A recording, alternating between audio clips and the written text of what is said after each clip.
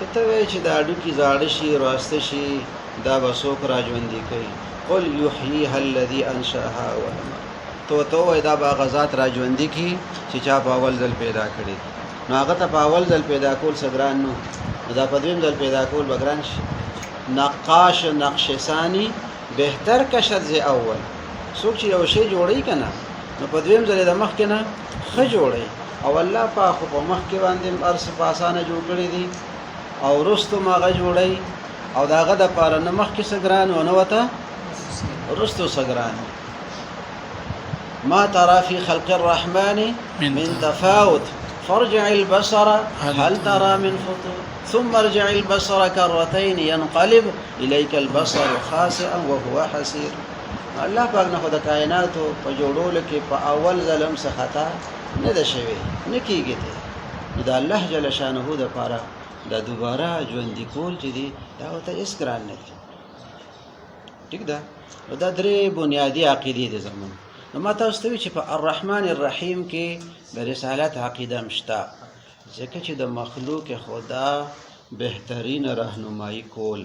دا د الله تعالی رحم دی دا د هغه مهرباني ده نو هغه مرسل انبیا دی دا د هغه رحمانیت دی دا د هغه رحیمیت دی لکه مونږ وایو الرحمن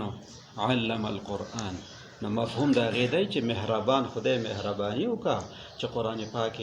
نازل کو په خپل مبارک پیغمبر صلی الله علیه وسلم او د هغې علم یې ورته ورکړو نو الرحمن دی ځکه چې رحمت للعالمین صلی الله علیه وسلم را لېږلی دی او انبیا علیهم السلام را لېږلی دي او پیغمبران خلکو ته د الله تعالی د رضا کارونه ښیي او الله پاک په څه خفه کېږي د هغې نه خبرې په وخت باندې نو دا علم العقاید دی او مالک یوم الدین باندې خو سړی پوهېږي چې دې کې روز جزا بیان شوې ده د آخرت ورځ دا پکې ذکر شوې ده دا زمونږ څه شی دی علم العقاید دی علم الکلام دی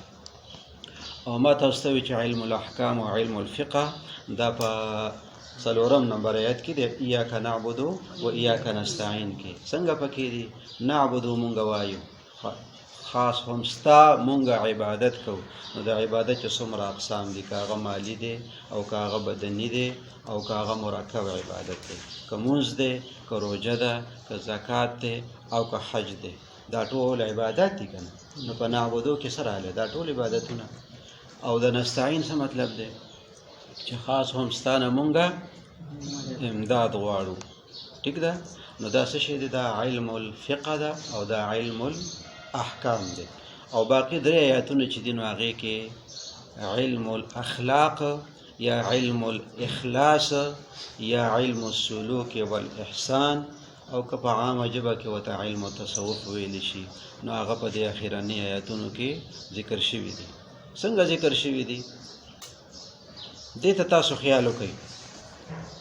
په صورت فاتحه کې د الله جل شانه صفات بیان شوي دي په دې کې د بنده صفات هم بیان شوي دي الحمدلله رب العالمین کې د الله پاک محمودیت بیان شوی دی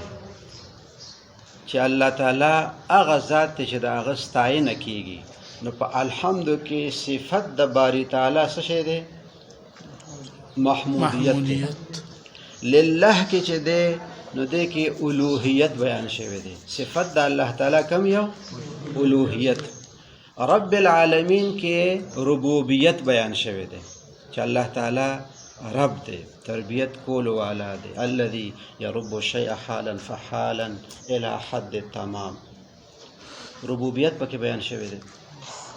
الرحمن الرحیم کې رحمانیت بیان شوی دی رحیمیت پکې بیان شوی دی مالک یوم الدین کې مالکیت د الله تعالی بیان شوی دی او که ملک وای نو بادشاہت پکې بیان شوی دی ایاک نعبد کې معبودیت بیان شوی دی چې الله معبود دی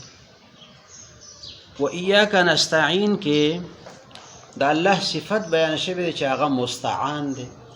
د هغه نه مدد طلبول شي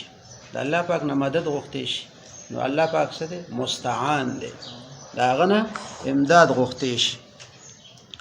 اهدنا الصراط المستقیم کې اهدنا کې صفت د الله تعالی هادي ذکر شوی دی هغه هادي دی نو موږ ته هدایت غواړو الله پاک هادي دی المستقیم چې دی نو په دې کې د الله پاک صفت دا دی چې هغه استقامت ورکول والا دی. نو موږ ته استقامت غواړو، هغه استقامت ورکول والا دی. صراط الذين انعمت عليهم کې د الله پاک صفت ذکر شوی چې هغه منعم دی. نو موږ ته طلب د څه کوو؟ د نعمت کوو. هغه منعم دی، نو منعم نه موږ نعمت غواړو. او په غیر المغضوب علیهم ولا الضالین کې 2 صفتونه د الله ذکر شوي. قهاریت چې الله تعالی قهار دی، غضب نازلول والا دی. او ولا الضالین نه د الله صفت څرګندېږي چې هغه مضلون دی. الله جل شانه د ضلالت سزا ورکوونکی دی، د ضلالت سزا ورکوونکی دی. ٹھیک شو کنه؟ دا صفات د چا دي؟ دا د الله تعالی صفات دي.